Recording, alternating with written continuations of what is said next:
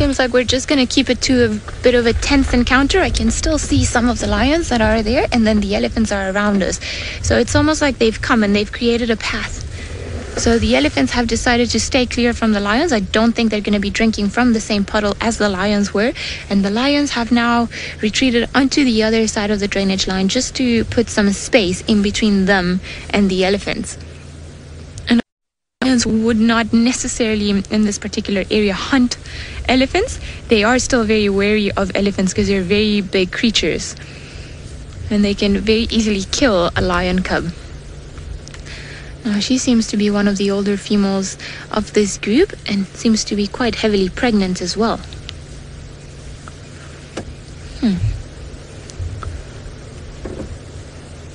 Like I say, I wonder if perhaps they could smell another one of the boys earlier on, and that's why they were trumpeting, and that's what got the heads of the lions up. We have one more elephant, I think, that's gonna come this way, perhaps the last one, as the rest of them carry on moving. I think obviously they know this area quite well and where the different water puddles form and so on, so they've decided now just to carry on moving and leave this one and carry on onto the next one, very likely, just because they can smell lion and probably not the place where they want to take their little ones. Interesting how all of this was avoided. The elephants moved out of the way. The elephants carried on moving, and the lions moved out of the way where they were. And it seems like everything was resolved in quite a pacific way. The elephants haven't stopped walking. I don't think they're going to be stopping anytime soon. I'm sure they would want to put as much distance as they can between themselves and the lions. The lions, on the other hand, didn't walk all that much, and they're still around. Now, unfortunately, they have gone into thicker bush, and although I can almost sort of try and see one of them through the bush, it's getting to a very complicated spot where I'm not going to be able to position the car in a way where we can see them nicely. Now, I'm going to take this as a cue of the universe for us to head back to Tinyo and see what he's been up to for the last little while. And I think that's probably what we're going to be doing that. Right, while we do that, let's head over to Tristan and find out what he's up to.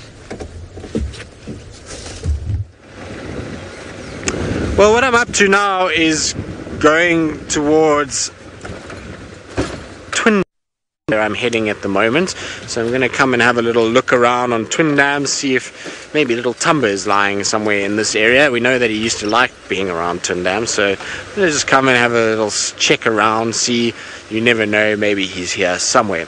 The other thing that's I wanted to share with you is that we saw Janet Jackson very briefly, all of about half a second, as this blur of spots went flying up in the tree. So Janet Jackson was home, and so William and I have decided we need to come up with another system for this Janet Jackson story, because, well, we never really get to see what's going on, and we can't know whether it's a female that's in there with cubs, are they cubs? Female with young ones, or is it a male and a female in there? What is going on inside this? So now what I've thought is there's two options. We can either camera trap set up around the hole there, and we can watch what goes in and out, or, which will be quite difficult because there's not really a nice place to attach a camera trap anywhere there without being invasive, or we could maybe, just maybe, VM used to have a endoscope, and so an endoscope would something that we used to sit and put in the sort of termite mounds and things, and I thought it might be quite nice just to put one in the edge of that hole and just try and kind of curl it up and just point it upwards and see what we actually get up there and how many genets are living inside. I think that would be a good idea. What do you think, VM? I think so.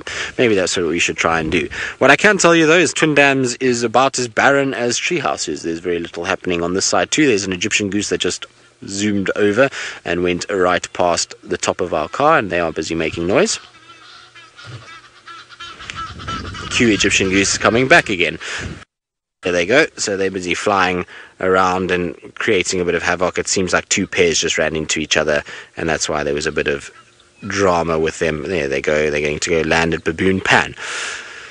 Right, so that's all that's here for now. Nothing down in the reedy section, no. There's also a good place to look for little snipes and various other things, but seems a bit dry there today.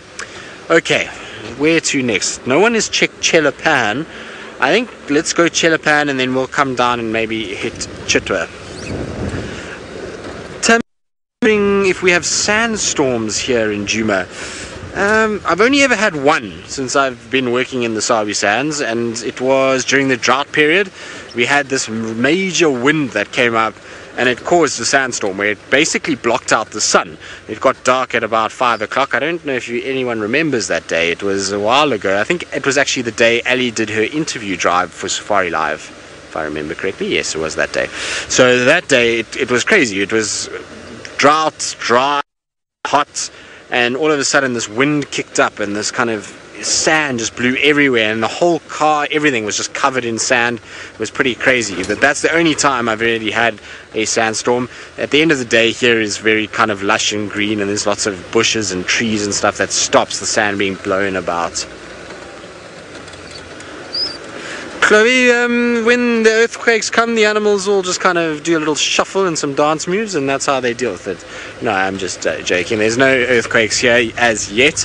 We have not felt any in the Sabi sands, but who knows, with the world going the way it is. Apparently they were in Johannesburg the other day, which is the first one in many, many years. So no earthquakes that have been recorded here, and therefore the animals probably wouldn't know what to do. You'd probably find if the earth started shaking, they would all panic and start running and moving and trying to kind of just, I don't know, get themselves into some semblance of order. But you'd find that they'd probably be quite panicky because it's something that they have no idea about. So you'd find that they'd be probably very nervous but petrified of what was going on. But luckily we don't have to worry about that. I was hoping that we were going to see a Wahlberg's eagle on a nest, but the Wahlberg's eagle flew away as well.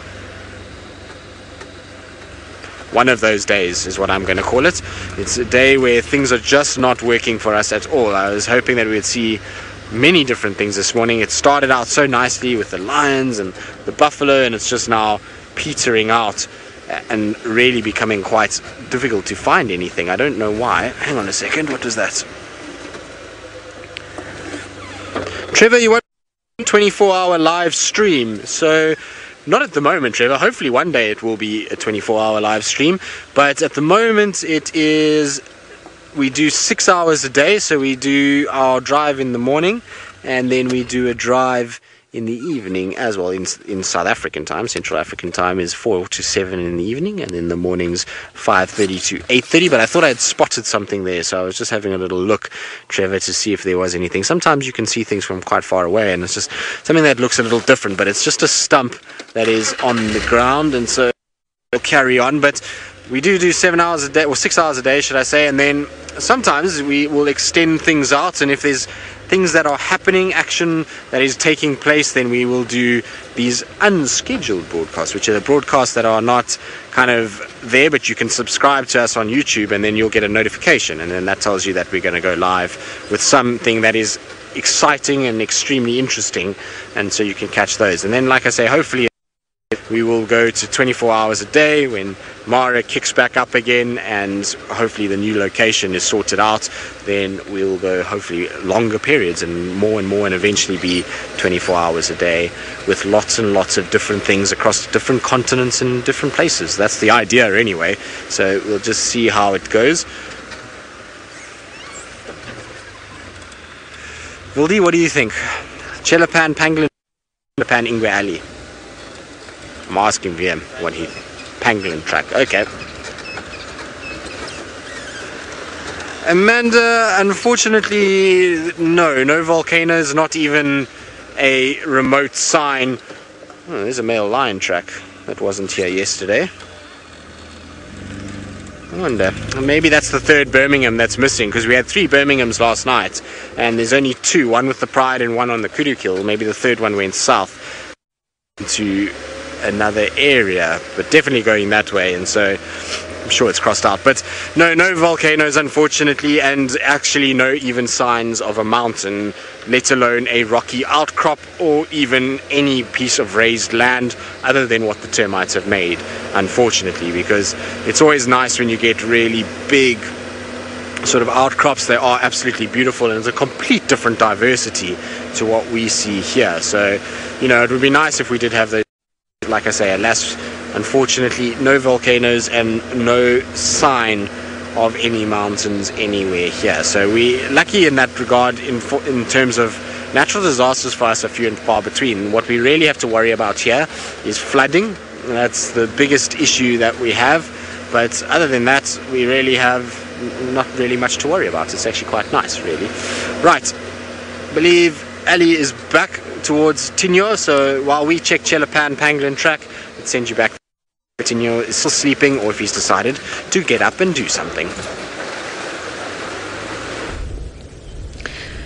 Well, he's still in a very comfortable position, and but he's moved back to where we saw the kill. Now, I think he's dragged the kill a little bit further towards where he is, as we cannot see it from here. And unfortunately, because of the way he is, or where he chose to be, we're not going to be able to have a nice, clear view of him, because there's a massive termite mound around us, and a possible way for us to get a better branch-free view will get us a little bit too close to him. So I would like to at least give him a little bit of personal space so that he doesn't get angry at us. Although he seems to be very relaxed, and hopefully he'll start eating.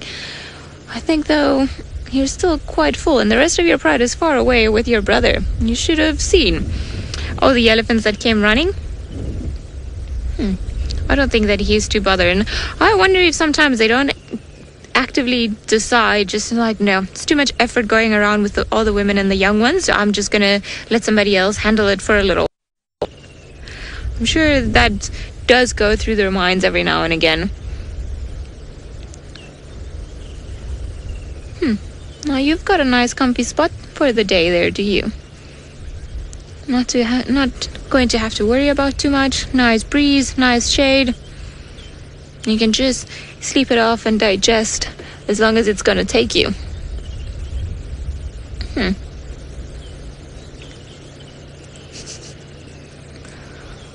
can't believe just how lazy and how happy he seems to be. I mean, this is probably just as good as it gets for a full belly, the wind in his mane, not too sunny.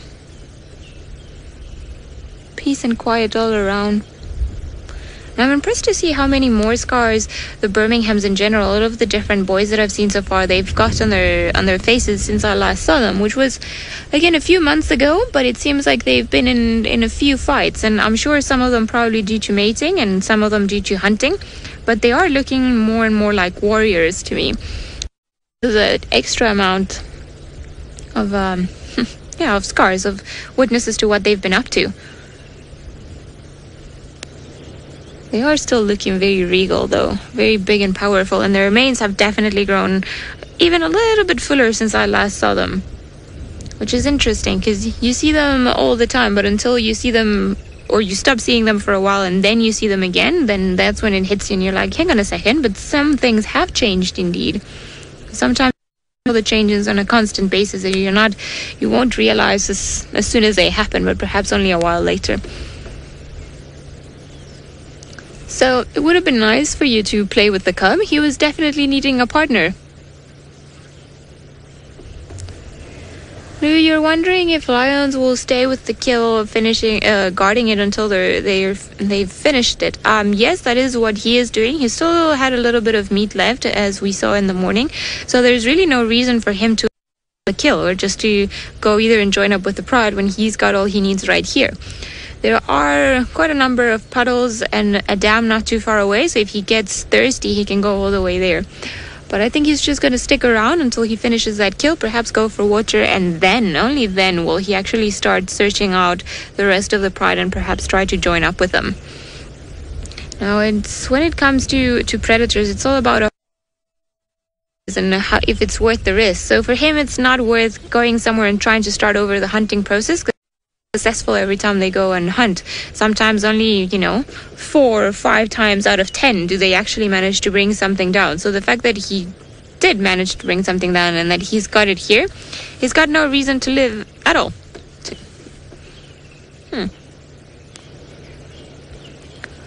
Although I would like to see you a little bit more active. It seems like you've had a proper chilled Sunday morning. If there's anyone that can relax in style, it's probably the lions, especially after they've had a very good meal. They're just he's up at the top and lying on their backs and then just moving from one side to the other. Well, like we said, he's not that far away from the rest of the pride, so if he does want to join up with them, when he decides that it's he's had enough, then I don't think it would take him all that long to find them, especially if he cuts through the bush, because there are more direct ways to the lions than the one us humans had to take with the car.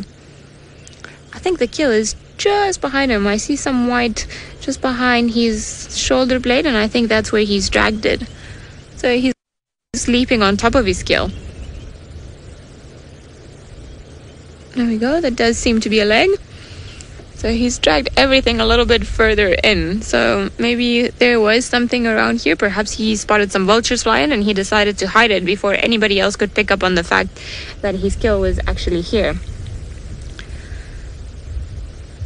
It is a little bit crazy how well, even for somebody that's of such a different color, hides in amongst the grass. What else can you hear?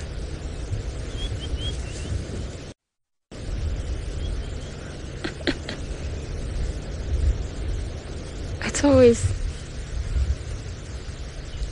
Oh, there's a ground hornbill on the dam cam. Right.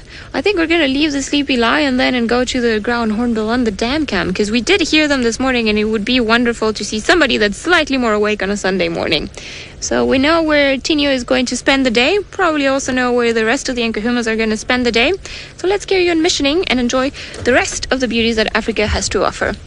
I just got to think about for a second of how I'm going to get out of here. I think forward is probably the best way. And then we'll do a little bit of a loop around. Right, Tinyo? We'll see you a little while later. Alright. It's going to take us a little bit to get to the dam, but it seems like Tristan is looking at a track, so let's head over to him and find out what animals' tracks he's looking at. I'm not actually following up on tracks, but I had a sudden epiphany in my mind, and one that I thought I might as well go and check on is that I've completely forgot yesterday afternoon and this morning about this dead impala that was hanging around camp. And so I want to go and have a look where it was and see if maybe something's been opportunistic and grabbed it. You never know, maybe that's where Tumba is, or even Shadulu could have gone that way.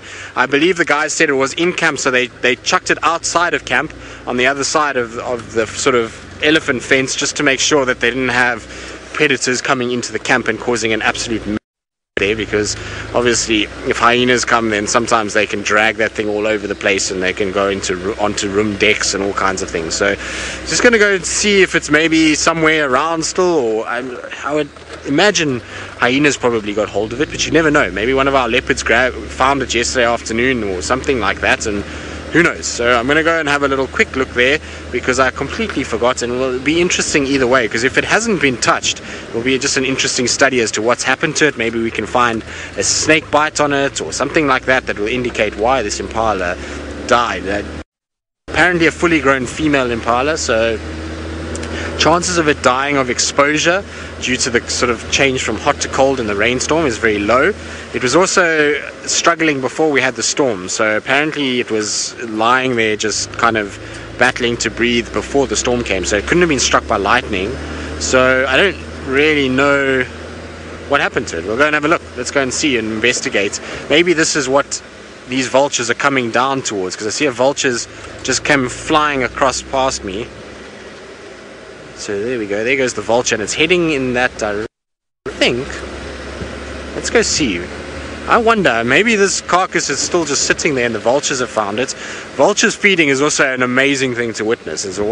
I love watching vultures on a carcass, because you cannot believe how quickly vultures can grab. Yes, they're landing there, so I think they found that impala carcass. So let's go and have a look. We'll have some feeding action of vultures, which is very exciting.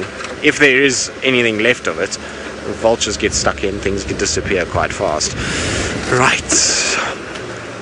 Hopefully Tumba's around and he's watching the vultures, and then he can... Is he lying on the bush braai? No, that was a trick. Who used to do that for him? Quarantine. Quarantine used to be on the bush braai. There's the little bush braai in there.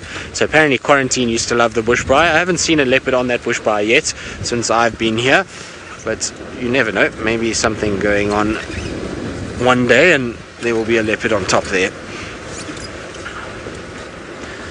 Tumba would be a good candidate for it. He loves a good climb up on things. He seems to enjoy being on top of anything, really, as long as it's kind of got a view. So one day, maybe. Alright, here we go. Sorry, this is a very bouncy road. It's good for the old ab muscles. You kind of have to hold your abs nice and straight and stiff to be able to kind of cope with that bouncy road. So I apologize if the camera was bouncing around, but that's the reason why. Now, vulture, where are you? I saw it landing here, so it's got to be here somewhere. There's an elephant. There's a bird of prey. That looks like a brown snake eagle. Look, Wiem spotted a brown snake eagle. Yes, there we go, brown snake eagle on top of the tree.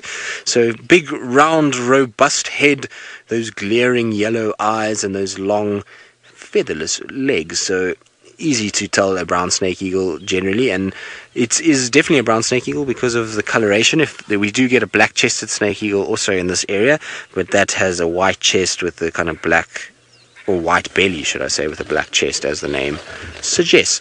But I think it's a little further on, Wiem. I think it's a little closer towards the marulas. There goes an elephant that's walking section, who looks pretty irritated with things. Is that the same elephant we saw earlier? No, I don't think so. This is a one-tusked elephant by the looks of things.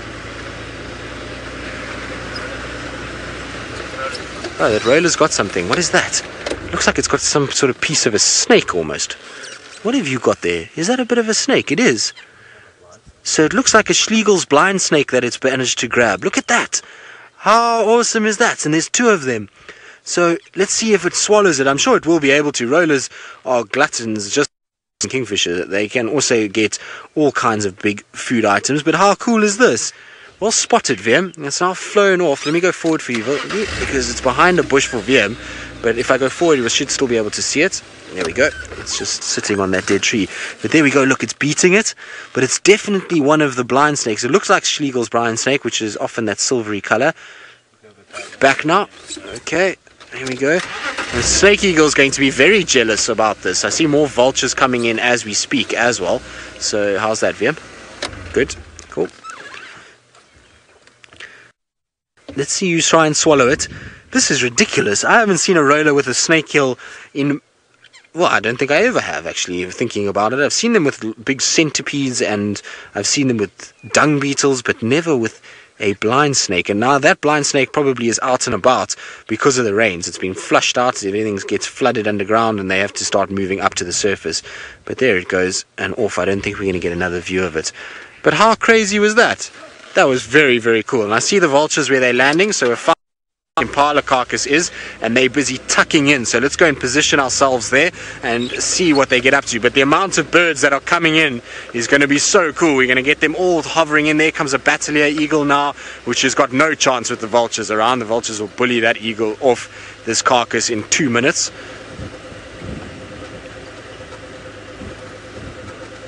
Poor Tumba. This is where Tumba was yesterday. He would have had himself an easy meal if he had been here yesterday. There goes a tawny eagle.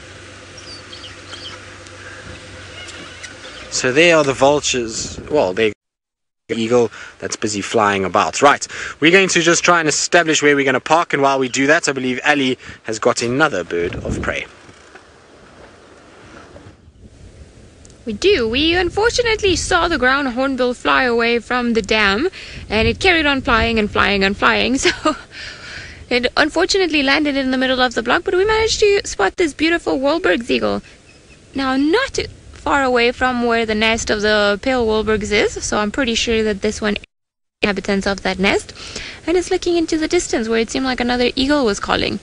So I wonder if it's perhaps looking somebody you know? It's always funny when birds stand on the wrong side of the wind and they have all of their feathers fluffed up like that.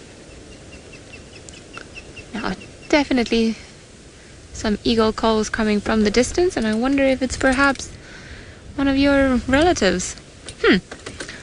Alright, well, I think we're gonna head on, carry on, and perhaps go search in an area for the ground hornbills and anything else we might be able to find, perhaps even some interesting trees.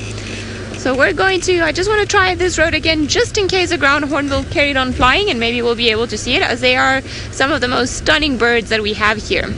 Now it seems like another eagle flew from the nest. Right, seems like Tristan has managed to find a kill, and lots of actions happening around there, so let's go have a look. Indeed we have. So we've managed to find where the impala carcass is, and vultures are just piling in. So we've got all whiteback vultures that have landed so far, and you can see their necks are full of blood, and they're busy trying to feed off this carcass. So we're going to try and show a lot more people what's going on here, and so I'm going to just stop speaking for a little bit as we prepare to go for our action broadcast.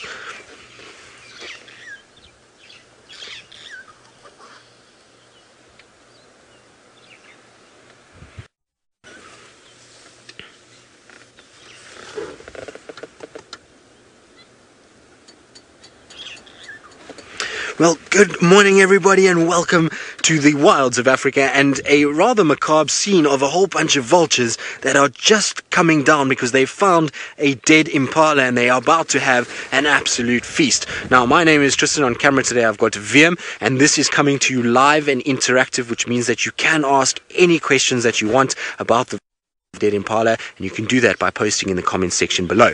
Now, these vultures have just found it. We actually saw the first vulture arriving here, and then there was 2, 3, and they now are coming in their droves. So as we sit, you'll find more and more of them are going to come, and it will be incredible to watch this, because this impala carcass is going to go from a whole female impala to absolutely nothing in the space of a very short time. You would think that vultures wouldn't be able to eat a lot. There comes another one landing. There it is, just landed straight in. You see how they come in here now? So there's just one after another, and it's almost like being at an airport. You just watch all of these birds sort of taxiing and sort of coming in, and one by one they come and land. Now, I do apologize about our roof. We have had inclement weather conditions, and that means that we've had a bit of rain around, and so we have to have a roof on to protect all of our equipment. But there comes the vulture, down and back, landing where the others are, and you'll find it will run in very quickly. Now, what you'll also notice with these birds is that their heads are going to be covered in blood as they stick them in and they try and it. So Debbie and Blake, they are eating an impala. An impala is a type of antelope that we get out here in Africa. It's very similar to a deer, and so that's what they're busy feeding on at the moment. It's very difficult to see it because of the fact that there's quite a lot of grass around, but that is what they are currently feeding on at the moment. So they'll tuck in there, and all of them are going to try and get their mouth full of food. And the thing is, they're lucky because this is an impala carcass. It's an animal that has soft skin, and so these whiteback vultures with their beak will be able to open that up, and they're just going to eat as much as they can. And I was saying just now that you would think a group of birds of this size would not be able to finish a carcass and wouldn't be able to eat that much, when you think that a leopard would take 2-3 days to finish this. But these vultures will finish this in the matter of, I would say, probably the next 15 minutes. There will be absolutely nothing left. Purple, you're wondering if there's a caste system in vultures. So in a single species, no. It is just whoever arrives and whoever can jostle for position will get in. And you're going to be fights that are going to break out shortly. The more vultures that arrive here, the harder it's going to become, and the more these vultures are going to squabble over what's left. You'll see they'll put their wings out, and they're going to pick at each other and go at each other and try and kind of keep each other at bay. And so within each other, no, but in terms of species, yes. So if the bigger species like a leopard-faced or white-headed vulture arrived here, they would chase these guys off. And if the smaller species like the hooded vulture arrives, they're going to be pushed off by these white-backed vultures that we see here. These are animals, they are incredible, and what is amazing me is just how many are arriving and how quickly it's happening. Like I say, we arrived here with only one vulture. Now look at them, they're just literally landing from everywhere. They're just coming in at a rate of knots. They're using this big wind that's around, and they're just landing and coming in to feed.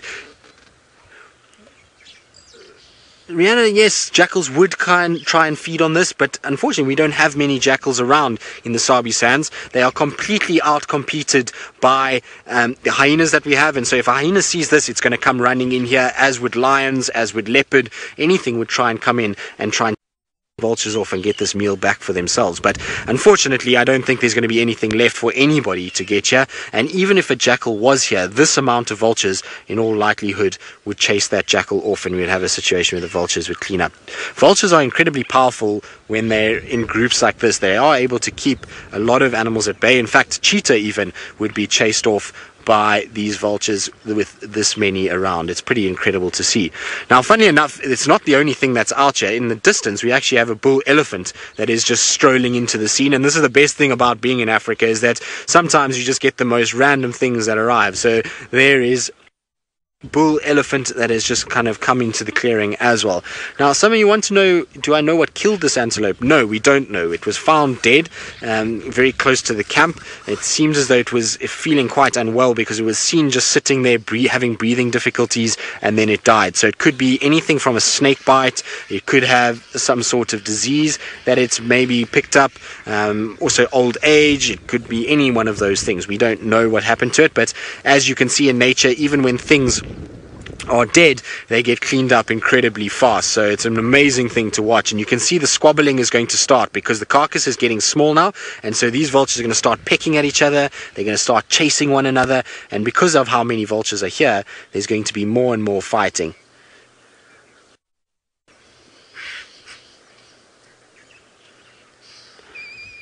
So Lennon, who's 7 years old, wants to know why these vultures are not black like the other vultures he's seen. Well, Lennon, I'm not sure whereabouts in the world you're from, but I'm thinking that you probably see a different species of vulture. So what that means is that there are lots of types of vultures in the world. There's not just the black vulture, so you get lots of different ones. This particular vulture is always this color. It's cream like this with a white back, and it's called a white-backed vulture. The vulture that you might be seeing could be a turkey vulture. It could be a different type of vulture species depending on where you are in the world, and that's why it is black and our ones are not. Some of our vultures are much darker in color. So the leopard-faced vulture, which is not here at the moment, is a bit more black than these guys, and so it is very well, could arrive here at any second, and then it will be a different color to these guys. Now, then you can tell me where you are in the world. Remember, it is interactive, so you're welcome to tell me whereabouts you are. But it's amazing just to watch these vultures coming in. Literally, as far as I can see, there's vultures starting from all angles, and they just come in droves, so one after another, and it's because they've found a free food source. You can imagine for a vulture, this is basically coming and stumbling upon the best meal you could think of, and them allowing themselves to get it. Now, it would have been quiet to start, but now as they start getting squabbling over the last of the carcass, you'll find lots of squawkings going to happen.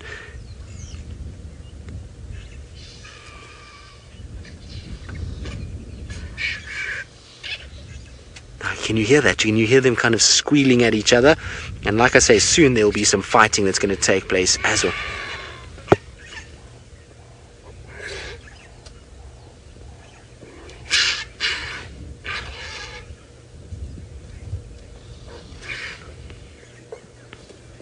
Lorik, you want to know if they are attracted by the smell? No. So this is all by sight. Vultures have their most incredible eyes, and so they've seen this from the air. Because it's starting to warm up now, we've had our sunrise and it's starting to get hot, and thermals are up, and so they're riding thermals and they're looking for food. Once they spot it, then they come in and they're able to come and see it, and from there then they're just seeing all the others coming into this area and landing, and that's how they're getting here, is everybody is seeing each other, and that's how they're all kind of coming in for a kill. And they probably think in all likelihood that there's something big here that they can all feed on, like a buffalo or an elephant or something like that, but in actual fact it's going to be over pretty quickly, and some of these guys are not going to get anything out of this meal at all, unfortunately. Now, there is one different species inside here. It's difficult to see it. I can't see where it's gone now. I did see it land just now. So there is one hooded vulture in amongst all of this. So all these are white-backed except for one of them. But I can't see where it's gone. It probably is on the edge, because the white-backs normally bully the hooded vultures and chase them away. It's there at the back. Yuri, you want to know if vultures are in danger of extinction? So yes, they are. All the vultures in Africa have been added to the endangered species list and have a situation they are declining rapidly, and it's because of many different things, mostly because of power lines. So we have a situation where too many power lines, vultures fly into them and they die. Also loss of habitat and poisoning of carcasses. So farmers that poison carcasses to ward off other predators, the vultures suffer from that and unfortunately are poisoned in mass numbers. As you can see with this, one small impala is attracting hundreds of vultures, and that's causing these animals to basically be poisoned in big amounts, and that's obviously a very bad thing. That, coupled with the fact that they only produce really one chick a year, means that it's very difficult for their numbers to increase. Now, Diane, you want to know if they kill animals for themselves? No. So vultures are purely scavengers. They will not kill a live animal. They only go after carrion, and so wherever there's a dead animal, they are there feeding off it. Can you hear the sounds that they're making? It's quite creepy, isn't it? They do have a call that matches their looks, don't they? They kind of have this harsh screeching sound, and then these, very sort of drab looks.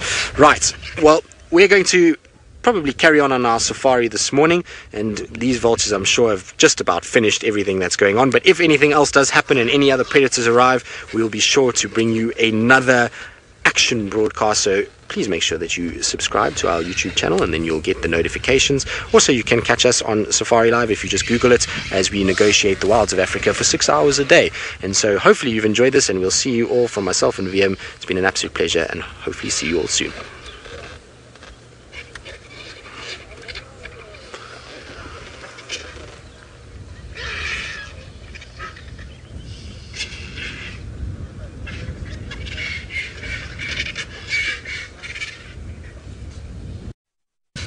Right, so there we go. That's pretty much as quick an impala sort of destruction as one could ever imagine. That's pretty much done.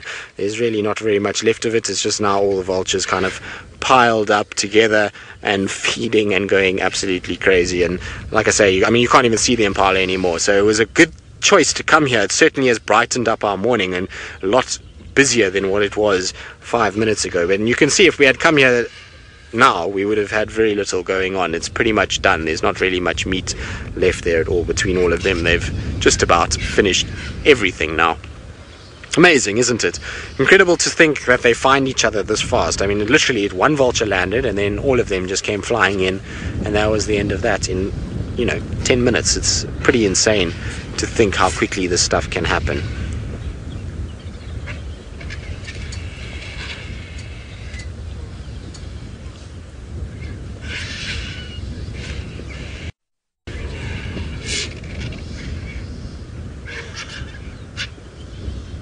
Right, so we'll stay with these vultures for a while. You never know, they might attract something else. But while more vultures arrive and they finish up what's going on here, let's send you back across to Ali, find out what she's been up to and what she plans on doing for the rest of the morning.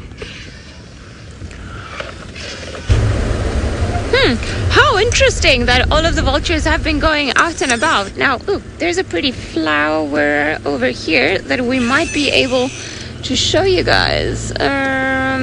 Can you see the bright yellow flower there? It's a little bit tricky with the roof on the ground. I'm not too sure if we're actually going to be able to show it. Now, it is quite interesting, and the reason why I say it is because there are two flowers that look very much the same. One of them is the hibiscus, which is the typical yellow, beautiful flower that we see. I might even be able to, get it up. No, come. Let me show you to the world, because you're too pretty. Here we go. Beautiful bright yellow flower. Now, the interesting thing about it is, besides the fact that apparently Starbucks loves making teas and lemonades out of these flowers, is the fact that there's a very, very similar flower in this area, that it's just slightly different, obviously, in terms of the leaves, but the petals, instead of being beautiful and rounded like this one, they've almost got like a little apex on the top. And pretty much the same color, the same inner part, but instead of being a hibiscus, it's called a pavonia, which is quite interesting. So I think I'm going to make it my mission, see if perhaps we can find a pavonia anywhere around this side, and then just compare it to the hibiscus, because to me, they look virtually the same. Same coloration, but just a little, poof, it's almost like a little edge on top here. Now I'm going to put you back down. They've got like tiny little spikes to protect itself that were actually hurting me. See, even the prettiest flowers, they don't need to be roses to hurt you.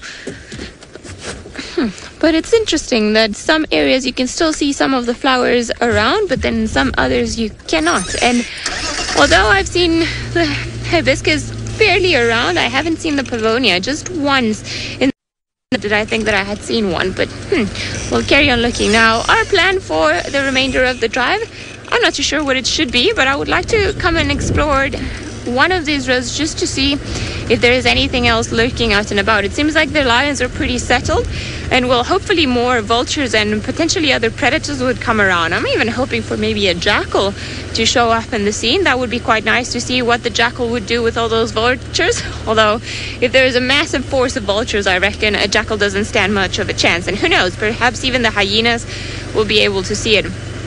Now, when Tinyo was asleep, he was facing the directions in which the vultures were coming down. So I wonder if perhaps he didn't see them in the distance and decided that it was better for him to drag the kill underneath the bushes and tuck it in so that the vultures wouldn't come and annoy them. Because I'm sure it's not nice, that feeling of being watched while you eat.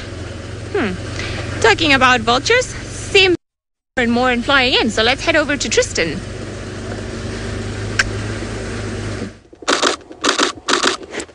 So there are more and more arriving all the time. It's literally just a complete sort of craze that's going on, and there's just vulture after vulture after vulture. But the ones that are arriving now have got not much to feed off. There's going to be just a skeleton in the next little bit.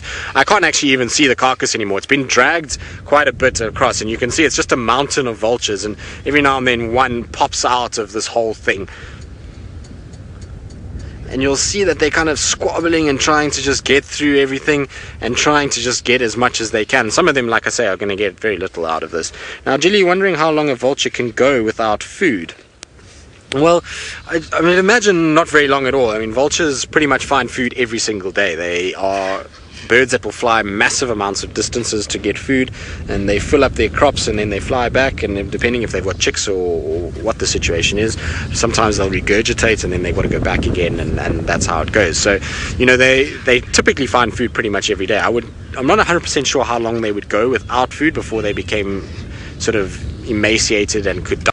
I'd imagine that it would probably be 3-4 days and then they would be completely kind of done, but I'm not 100% sure. But they generally find food most days, so it's really easy for vultures, particularly in areas like this, because there's generally a dead animal pretty much every single day. It's very seldom that there's not a dead animal out here, and you can imagine in the whole of the Kruger system how many buffaloes, zebras, kudus, elephants, even hippos that are dying and that vultures can go and feed on. So there is a lot of food out there for them, and they pretty much most days will find something to eat. The problem is that some days they'll fly a long distance because they see circling vultures and they find this and there's nothing really left, and so they fly all this way for very little reason. But I suppose that's what happens when you're a scavenger, is that you've got to take the chance, because you never know. Maybe they would have spotted something like a buffalo down here and would have had a really good meal. What surprised me though is that we've had absolutely no arrival of sort of hooded vultures. There's been one that's arrived. I would have thought more would have been here, and two also no white-headeds or leopard-faced. It's sad that we don't see those vultures. You see them a lot to the north of us, up in the sort of northern parts of Kruger. A lot of leopard-faced vultures and white-headeds up there, but I don't see that many down here. I love both of those vultures. They are massive individuals, and you really don't get a sense of their size until you see them land in amongst these white backs, and you can see how they kind of just dwarf all of these. But just look at these vultures coming in. Like I was saying, it's like a runway. There's a whole sort of stream of them just coming straight towards us. 1, 2, 3, 4, and they just kind of one after another. It's almost like a strip. You've just literally got planes coming in. I imagine JFK would be much like this, or Atlanta, or Boston, one of those big airports that we've got in the world. Heathrow. Right, so while these vultures all start descending, let's send you back across to Ali, who I believe has got a little piggy in the road.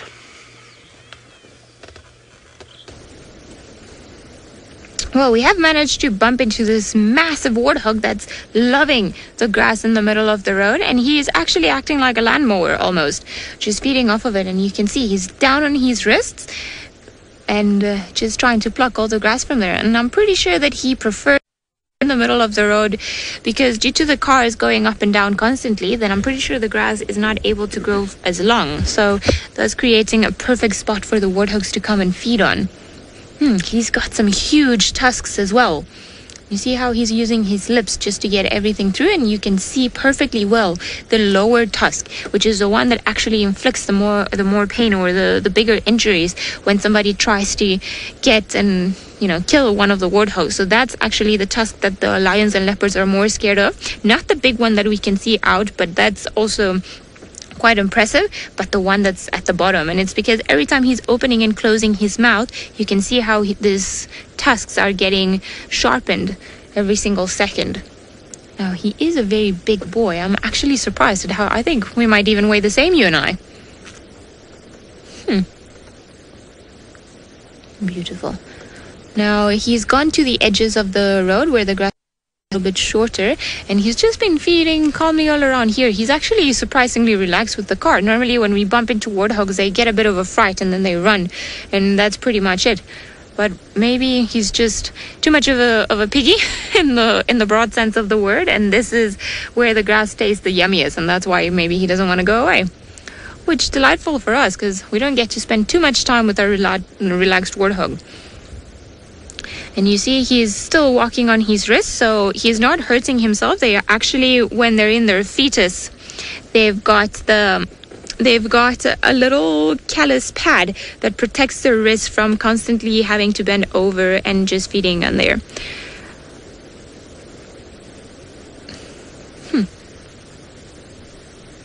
I completely forgot what I was about to say. Completely lost my train of thought. Completely mesmerized by the warthog. I'm sorry. Ready to go, you, on how big the tusks are. Yes, they are incredibly big, and I think he's one of the bigger warthogs I have seen all around this area. You can see also the top part of the edges are a little bit worn down, which could probably indicate that this is it is an older individual. Lots of dust and dirt all around them. Now, obviously, because of where they sleep, normally they go into old termite mounds and burrows to spend the night. I'm sure that's part of the reason why they cannot keep their tusks all that clean. And the fact that, well, they've got their heads down at the bottom all the time to try and get the food that they're interested in. And also they tend to use their noses as a shovel to try and dig out tubers and everything else. So I think this particular one is almost like a buffet. He's just feeding on the grass a little bit here, maybe a little bit there, and then he carries on and then poof, swats around, walks around, moving that tail in a typical warthog fashion. Now let me try and get a little bit closer before he disappears into the bush. I think he is a pig on a mission.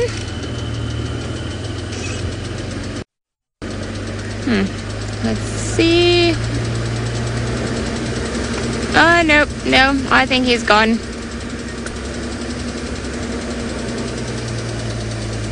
Gone, all the way gone into the thickets. It's a little bit of a tricky spot. Oh, okay, so you stopped just to give us a nice, lovely view of what you get up to in the mornings. Yeah, now you're getting into thicker bush. Now you've got to be careful of potentially Hukumori or Shidulu or anyone else lurking around. Perhaps even one missing lion. Now, a warthog like this would put up quite a fight before being taken down, but it would also provide a very good meal for whoever it is that it does manage to bring him down. Hopefully he'll live to tell the tale, live another Sunday and feed on the grass while it's lovely. He has disappeared. However, it seems like there are more and more things coming to Tristan, so let's go over that way and see what else has been happening. They are indeed, and there's actually two very special birds inside here. Now, they've got their heads down feeding at the moment. You'll see that there's a very light-colored bird in amongst them, which is a Cape vulture. Now, Cape vultures are incredibly rare in this area. We don't see them much at all, and you might be wondering, how can I tell the difference between a Cape and a normal? Well, if you look at the Cape vulture, it popped its head up briefly there, so it's not the one closest to us. It's that one that's just come out. Look at the color of the eye. You see the eye is a yellow color, and the one closest to us, both of them. they have yellow colored eyes and not dark eyes like the white-backed vulture. And look, they're slightly bigger as well, with a bit more cream on them. So those are two very special birds to see here, and maybe are a pair that are nesting not too far from this area, could be somewhere close by, and they've just made an appearance. How cool is that? I don't know if many of you have them on your list. I don't think so. It's certainly the first ones I've seen at Djuma in quite some time, so really awesome to see. They are starting to take off now because the carcass is finished, so most of the birds are starting to leave. But that is a very special thing to be able to see, is to have these Cape vultures here. They're not something that we see every day, and so I hope that's going to be a new lot of you on your bird list, and a new sort of, well, another number on your list. But there you can see the carcass finally has been, still quite a bit of meat on there, actually more than I thought there would be, and there's more birds still coming though, so it's going to be a complete fight out for the last little bits, and you'll find the hooded vultures and things will start getting involved just now as well. But so cool to see these Cape vultures. They, in this area, are almost non-existent. You see them a lot if you go further west in South Africa to some of the big cliffs that way, but here is a very special bird to see, so super cool. I'm glad that we managed to stick it out, and hopefully, like I say, some of you have gotten something cool out of it, and a new bird for your list, that's for sure. But you can see the size difference. They're a bigger bird altogether. You can see them in amongst the white-backs, much lighter in coloration on the wing areas, and then, like I say, that pale eye is indicative. The white-backs just don't have a pale eye like that at all. So, Lara Moore, you're wondering what the wingspan is. I take it for the Cape vulture that we talk, not the white-backed, or do you want both wingspans? Because I suppose we can give you both. So the Cape vulture has a wingspan of about 2, I think it's 2.5, let me just double check. Yeah, 2.5 to 2.6 meters, and the white-backed is about 2 meters. So you can see it's a much bigger bird in that regard. In terms of weight, the Cape vulture will weigh close to 10 kilograms at fully grown, or just over 10 kilograms, whereas the white-backed will be at about 6.5. So much heavier, much bulkier, bigger bird, but very, very cool to see, and not something we get to see that often out here. They unfortunately very vulnerable, and the number of their nesting areas and things have been damaged, and so there's a situation why we don't see that many of them. But super cool that they've arrived here. They probably go unnoticed a lot of the time. Here comes actually another one. It's just landing in now. You can see the size of it in comparison to the others. So there's a white-backed and there's a Cape vulture. That gives you an idea of just how much bigger the Cape vultures are. Very cool. Hello. Yeah, so Rebecca's saying that massive. They are very, very large. To give you an idea though, they actually are heavier than the lappet-faced vulture, which is quite something. So they weigh more than the lappet-faced, but they don't have the same wingspan. The wingspan of the lappet-faced is bigger than that of the Cape vultures, but the Cape vultures weigh almost 2 kilograms more than the lappet-faced. So it gives you just an idea of how big they are. I mean, you can see it towers over all the rest. It's like Godzilla in comparison to the rest of them. You can imagine why all the others scatter when the Cape vultures do arrive. Very, very cool to see. So there's 3 of them in total. That's nice. It looks like one is a fairly young one as well. Irene, you're wondering if a vulture would eat another dead vulture? I suppose so. I've never seen one do it, but I would imagine they would. I've seen one actually kill another one, funny enough. That was quite crazy. We had a buffalo kill at Chitwa, and it was actually a macabre scene because lots of different lions came in and it was a bit of hectic. But we had a situation where one vulture killed another white-backed, but it didn't eat it.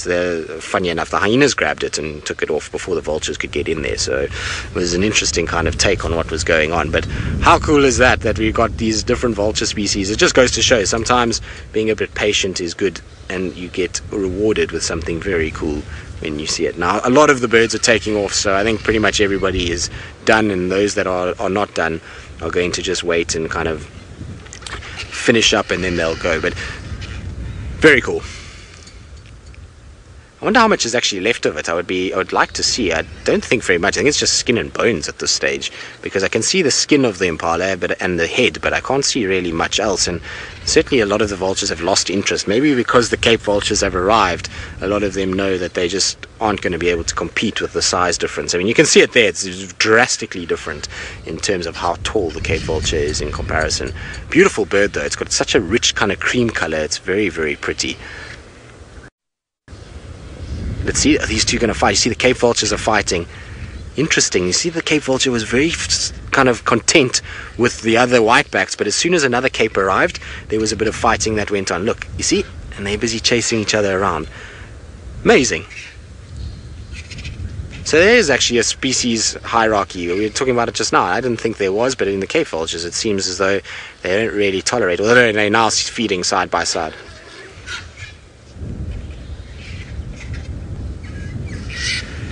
Nice. Tony Two Toes, you say Cape Vulture number 170 on your Djuma list.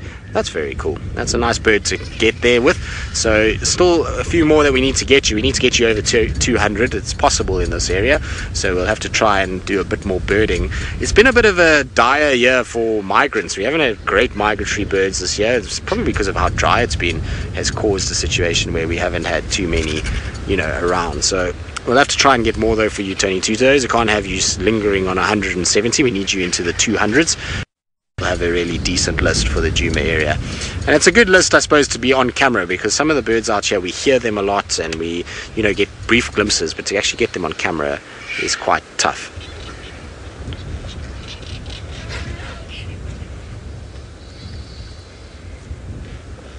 It seems to be dying down a little bit here, and so let's send you back across to Ali so she can let you know what she's going to be up to this afternoon, and then we'll see you just now to finish things up.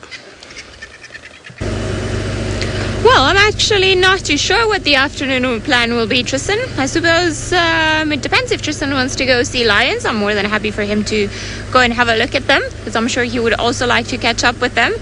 And I think maybe I would like to look for elephants this afternoon. Perhaps go all the way to Chitwa Dam, see if they do come and swim over there, because I have never ever seen elephants swimming at Chitwa Dam, and that is definitely something that I would love to see, because it's probably the only spot that it's deep enough for them to actually get poached. I don't know, I think that might be the plan, although if the storm comes, then my plan might not work out that well. But I think we'll head. So it seems like this morning we've had some naughty elephants that have been, I want to say, terrorizing, for the lack of a better word, some of the people at the DRC. And there's one particular elephant that I'm sure Taylor's going to be super happy to hear about, called Daryl. Now, Daryl is an elephant that used to go all the way down to Earth Lodge, and it's an elephant that she knows very well, and we actually saw him here yesterday. So he was sneakily trying to get into Ingus and eat the marulas, and it seems like this morning he has just spent the morning eating all of the fruits and trees and marulas and everything else he can find right by the DRC. So at one point, I think, Rebecca, you mentioned that he was like with his trunk just trying to get onto the other side of the fence, and I'm not too sure if he's actually even managed to look now. So I am hoping he's not going to scratch against any of the cars, because, how do you explain that to your insurance company? Sorry, my car, got damaged because an elephant decided to scratch against it.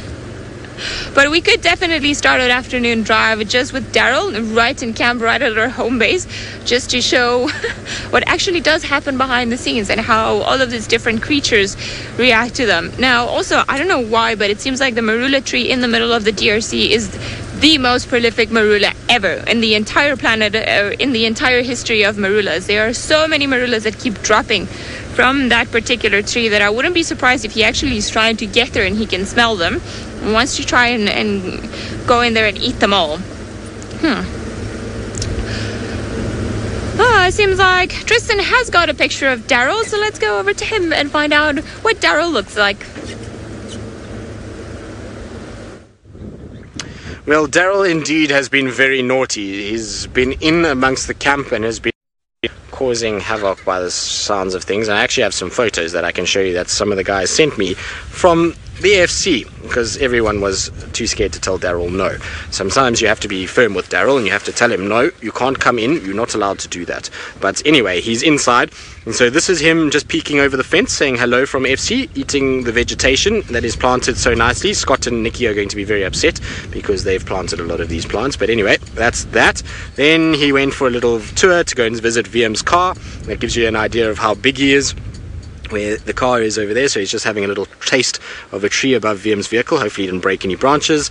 That's him standing in front of Ferg and my car and having a feed over there. Hopefully he didn't sit on the car, because I won't be very chuffed if he has. And then that's him outside FC, just coming to check on what's happening in the show. Maybe he heard all the vulture commotion and he just wanted to come and see what's happening. So Daryl has been a handful this morning and is naughty because he's not allowed in there. And I laugh because I told the guys, they did a whole fence system yesterday, and I said to Jared, I guarantee you that between 2 days there will be an elephant inside here, and it wasn't even 4 hours. So it just shows you that these elephants are very perceptive. They know exactly what they're doing and how they are able to get in. Then the good news also is that we've had a number of Cape vultures actually arrive, and it begs the question is, where are these guys coming from? There comes another one. It's going to come in land now. It's just starting to come over the top of the marula tree. So there seems to be 6 or 7 of them here, and I wonder if it's because there's dry areas somewhere else that they are coming up and starting to land here. It's very interesting nonetheless. Anyway, we're going to be that time, well, it's going to be that time of the day now where we're going to head back to camp. It was a interesting morning from a number of reasons, and really cool to see the vultures coming in. So I hope that you all enjoyed having the lions back on Djuma and buffalo, and vultures having an absolute fiesta on an impala from all of us, and Rebecca in the FC and all our cam-ops, myself and Ali. It's been an absolute pleasure to have you with us this morning, and we hope that you will join us this afternoon for our Sun safari.